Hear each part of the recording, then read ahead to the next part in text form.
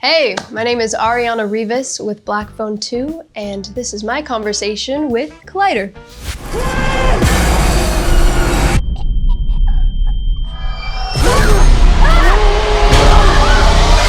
Arianna, welcome to New York. Michael, I'm excited to be here. Thanks for having me. We were talking a little bit before. You're not going to be here too long. You're flying out after today. Yeah. What would you like to do in New York if you were here longer? Oh my gosh, get a slice of pizza. Okay. A little hole-in-the-wall pizza spot would be phenomenal with vodka sauce. Ooh, okay. I suggest, do you like spicy vodka sauce? I can get down on it. If it's like mild spice? Prince Street Pizza. They have little square slices, spicy vodka sauce. Yes. Perfect. Okay. Gotta do that. Okay, that's on my bucket list. Any sightseeings? Yeah, I have to go through Central Park.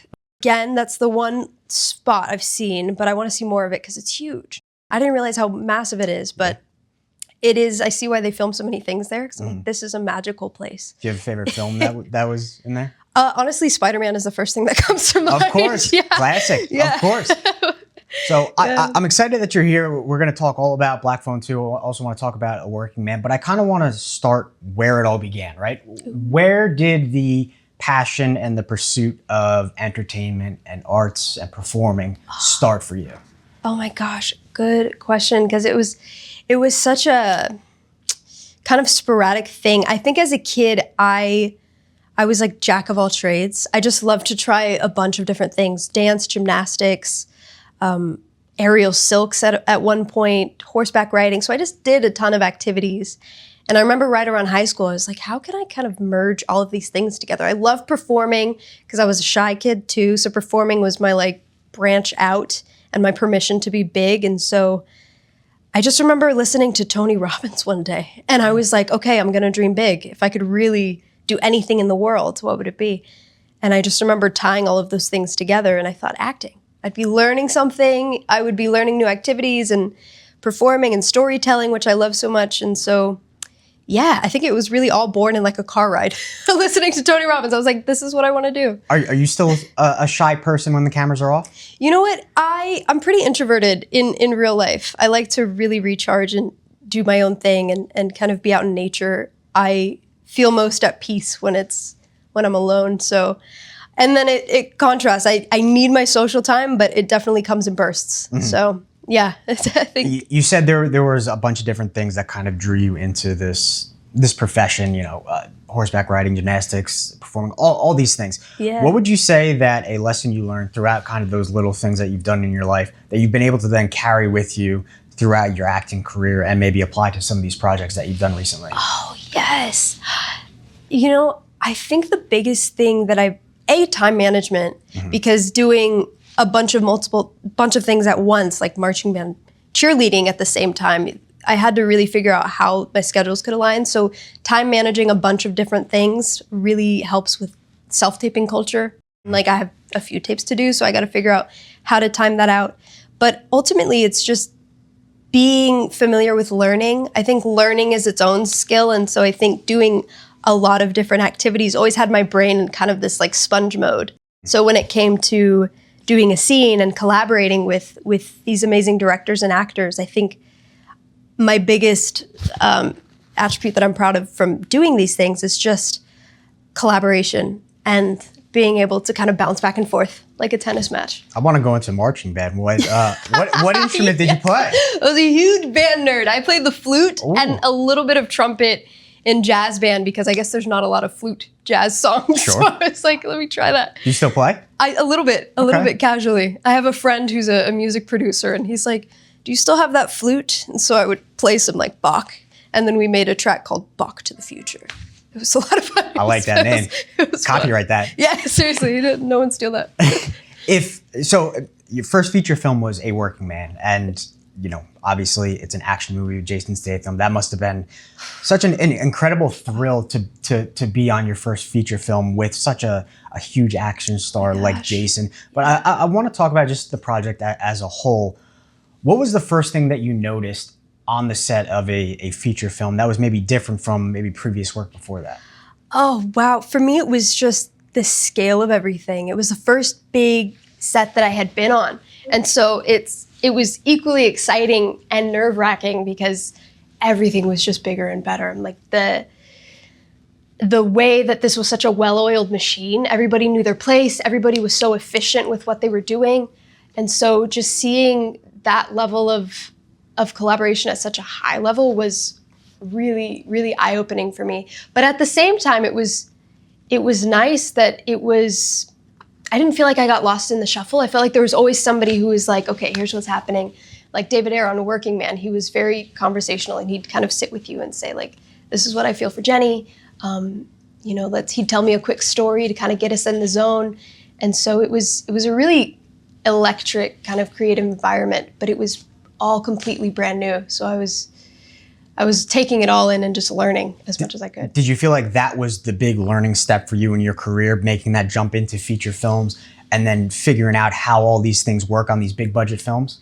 Yeah, entirely. I think there was a lot of confidence that came from that. Just being in an environment that's somewhat high pressure. And fortunately, I had a great community to really support and guide through something like that. So it was a lot of confidence came out of that. And also just being surrounded by people like Jason Statham and David Ayer and Ethan Hawke in this film.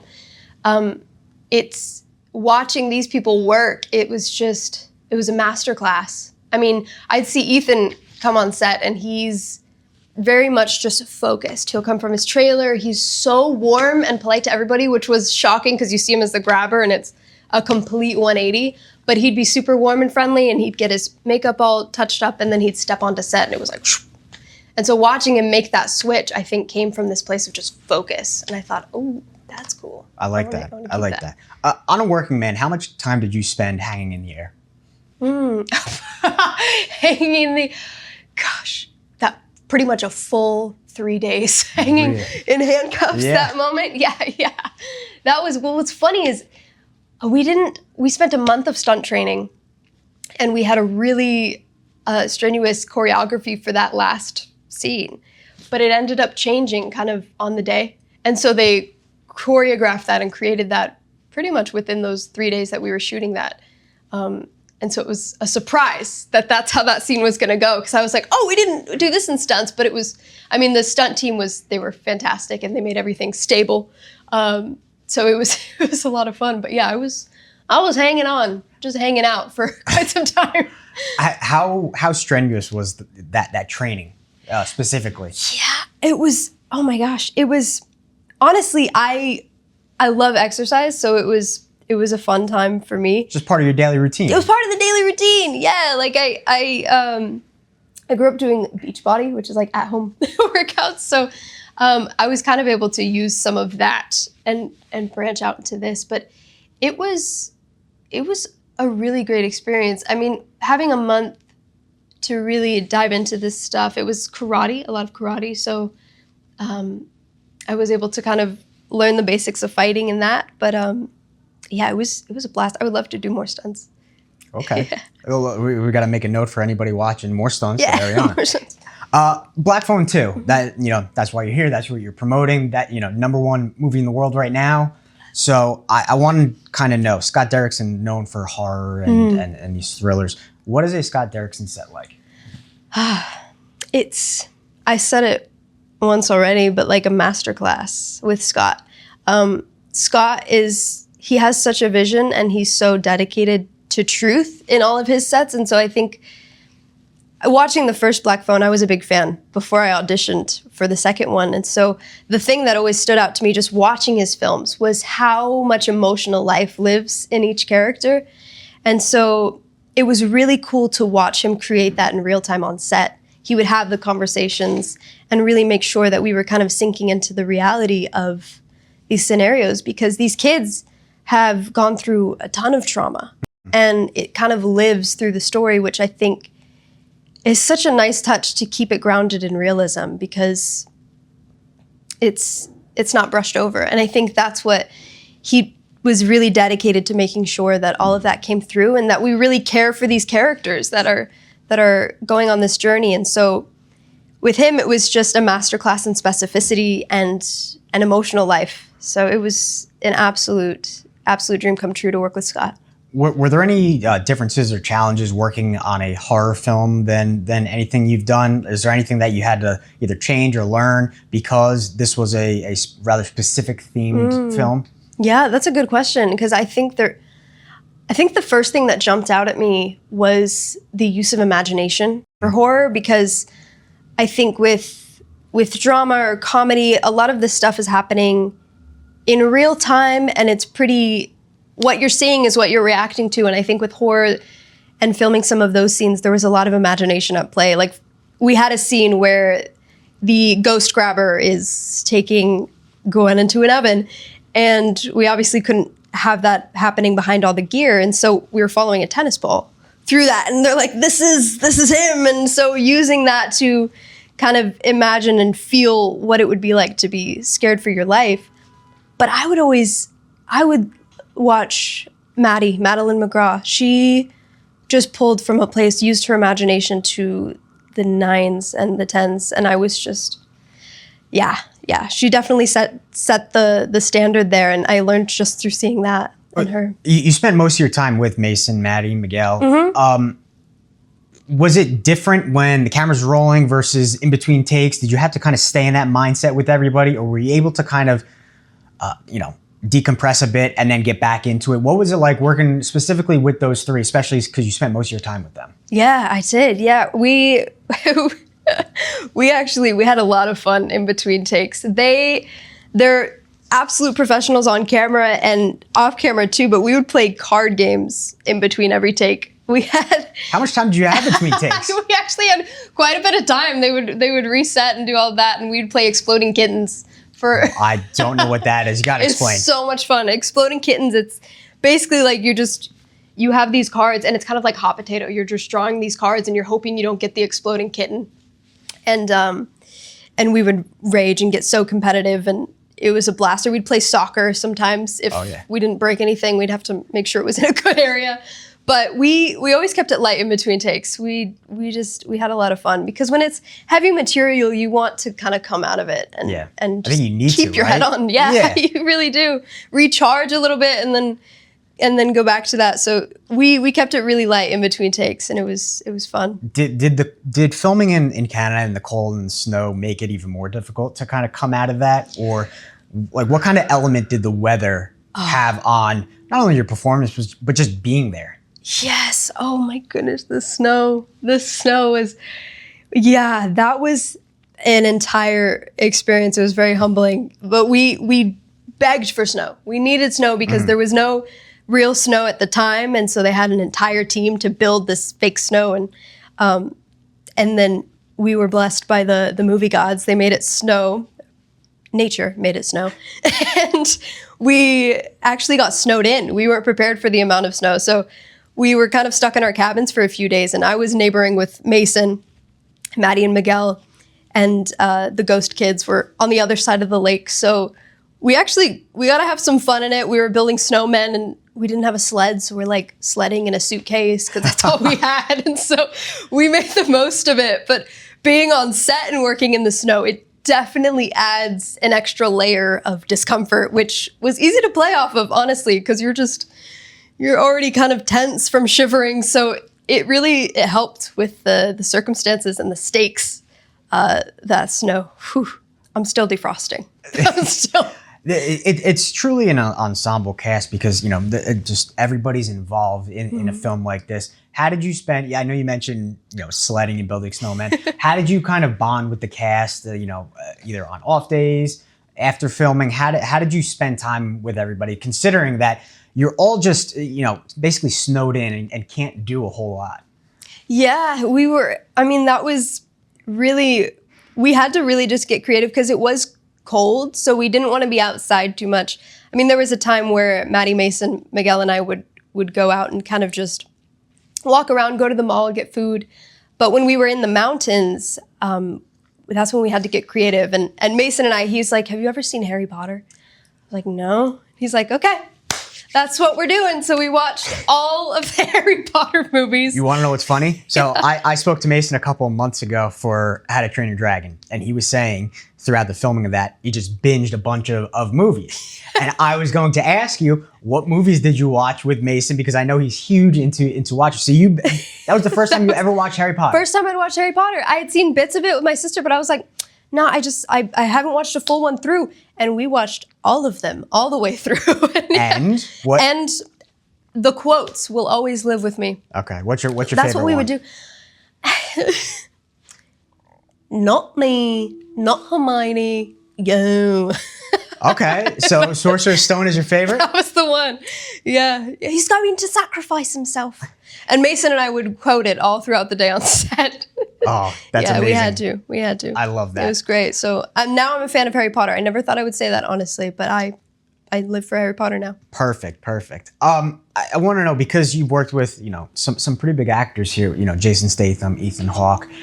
What's something that you learned from just observing them that you're like, okay, this is something that I'm now going to incorporate with me going forward? Yeah, I think I know. With Jason and Ethan, the biggest thing that stands out to me about them was their focus. Pure focus. They would come in to do a job and they knew exactly what they needed to do and they were just efficient. And I think being kind of newer to the big set world, it's overstimulating sometimes where there's just a lot going on, and having to kind of block that out and stay right here. I think seeing that was really just kind of permission to like tune out the noise. Because I think when I first came on, I thought, okay, I need to clock everything and really see how everything works, which is true. I think there's a lot to learn from seeing how everything functions.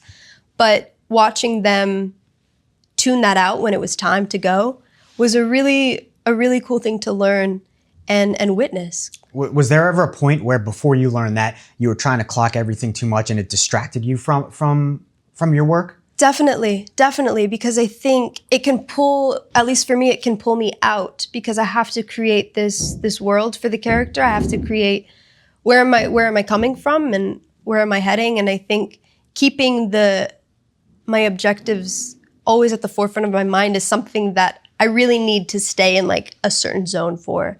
And I always, whenever I'm on set, and especially where there's something emotionally demanding, I think the emotions always have to stay at a low hum. And they have to kind of always exist for me to access that. So I really did have to figure out how to kind of keep that hum without getting distracted by conversations, because I want to build a nice community around me, because the support is so important. But I think there's just such a balance of like, I need to recharge and like keep my hum, and then also go and interact with all these amazing people that are making this happen. How do you, when you're not interacting, keep to yourself? Do you put your headphones on? Do you read a book? How do you kind of find that balance of, giving yourself some space and peace away from everything? For me, it's music, sound. Depending on the character, I have playlists for each character. Mustang has her own playlist. Jenny has her own playlist. What are a couple songs on those? Yeah, okay. I love Coulter Wall. For Mustang, I listen to a bit of Tim McGraw, but I think kind of just like grungy kind of folk stuff that made it feel kind of like heavy and grounded and kind of kept me with this like rhythmic kind of gritty I felt for Mustang. I can't think of any of the artists. I'm a song listener. I listen to like songs, but the artists, yeah. But for Jenny, that was a little more fiery, a little more like go, go, go. I was gonna say that I feel like that's more just like some not hard rock, but yes, some like anthem rock. I did actually play a lot of rock for Jenny, especially with the fight scenes. I would sometimes go into metal. I would full on play heavy metal when I'm getting ready to go fight for my life. So yeah, that was entirely, you were spot on with that. So I want to, with the theme of Black Phone too, I want to finish up with some fun phone related questions. Are you ready? Yes. Now, this isn't rapid fire, so you can give it some thought. I'm interested because I might have some follow-ups on this. Who in the cast of Black Phone 2 would you call in an emergency? Maddie. Why is that? Madeline. She was just always there. She was always the first person in the group chat to respond. She was always down to go hang out if we wanted to hang out. Yeah, she's my girl. So now this one, it also might be Maddie, but if you had to, and I'm not asking you to FaceTime anybody right now, I'm just saying, if you had to FaceTime someone right now and we're betting that they would answer from the cast, who would it be? Maddie. You think? I think Maddie. And then second, I was thinking Mev, who plays Barbara in Black Phone 2. I think she would also answer. She was always there in the morning. She's just like, how you feeling today, hon? She was always that just like warm figure. So I could totally see her being there whenever you need her. But I think Maddie. If you were to ask me to call someone right now, I'd be dialing Maddie. Okay. After you got cast in Black Phone 2, who was the first person from the cast to text you? Oh, it was Scott. It was Scott, the director, and his amazing wife, Maggie. And that's actually how I found out that I got the role, was through Instagram. Scott had followed me. Really? And I was like, wait a minute, I think this is a good sign. And then I got the phone call, booked the role. And Scott had just messaged and said, hey, like, we really liked you and we're excited to have you. And I was like, what? Me? Was there a time difference between when he followed you and when you knew? Or because like were you just sitting there like, what does this mean? What does this mean? I thought, okay, either he liked my performance, but he's gonna cast me for something later because this didn't work, or this is it, or hello Mustang.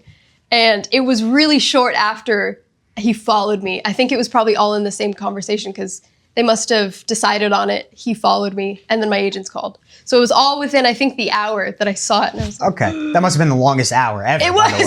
I thought, what does this mean? I kind of had a feeling though, because in the callback, it was a Zoom callback. I felt the energy with Scott where we were just ping pong. It felt like ping pong. We were just really bouncing off of each other, and I don't always feel that kind of locked in flow with somebody. And so when I felt that with him, I remembered feeling like, yeah, we'd work. I feel like we'd work well together. And so I just kind of felt in my gut that maybe, but obviously you never know. So that was when I saw him follow, I thought, okay, yeah, I think this is it. So now going to a music one, I'm interested in this. What's the first song you're going to play on your phone when you leave here? Yawa. Who's the artist? As I said before, all we need is a song. Yawa, this amazing African pop. It's such a feel good. I have this driver who actually drove me to the airport to get here. He was telling me that that's the song that the Clippers would play to get hyped. So I was like, so now it's my hype song. Spotify or Apple Music? Spotify. There you go. Yeah. That's the right answer. That's the right answer. What's the app you spend most time on? Ooh. Instagram. I wish it was more like FaceTime, like I'm calling. Yeah. FaceTime. Something productive, second. But no, it's the doom Instagram. scrolling. That's what it is. Yep. It really gets me. Really gets me. I was gonna ask, I don't think you have your phone on you. I was gonna ask you, what is your phone battery percentage at right now? Wait, is it there? Let's see. Oh, thank you. Oh, we're good today. 75%. Okay. Almost always dead, but today it's on airplane mode. Do you charge it while you're sleeping? I do. Okay.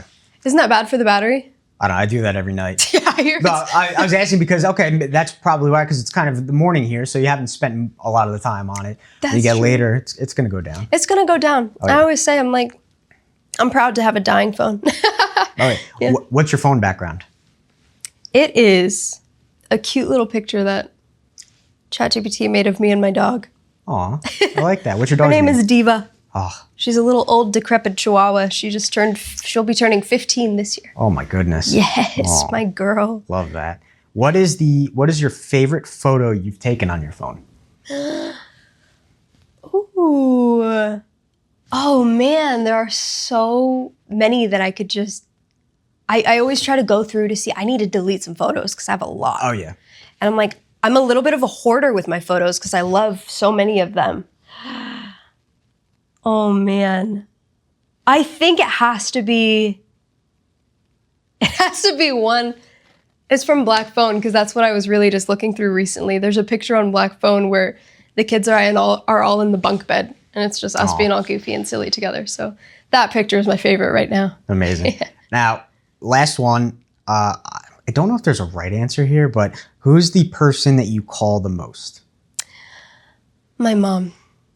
Always mom. It's always mom. I was gonna say, if you ask me, it's the same thing. Like, Mom, what sounds good to eat today? She's like, I don't know. What do you want to eat? I don't know. You tell me. It's like that meme. It's like you're a full grown adult and you still have to call mom when you get through security in the airport. I made it through. I'm sitting at no matter what. It's always. You just check in and be like, hey, you good? I'm good. You good? Yeah, we're good. And then everything's ready to go after that. Now, not a phone-related question, but I kind of want to wrap up here. What is something you would like to do next in your acting career? Whether it's a genre that you like to tackle, whether it's, a type of role, what is something that you're really itching to do? Oh, yes. I've been thinking a lot about this lately. I mean, I definitely action, but because I've done that, I think next on my list is a character-driven indie movie. I'd really love to do a character-driven indie. Do you have any favorite indie directors? You know what? Honestly, anything A24, I absolutely love. Yeah. Like a Florida Project. Very good one. That's very good one. Love that. Arianna, thank you so much for stopping in with Collider. Very much appreciated. And I'm really excited for people to see Black Phone 2 for those who haven't, and what's next for you. So thank you so much. Thank you, Michael. It's good talking to you.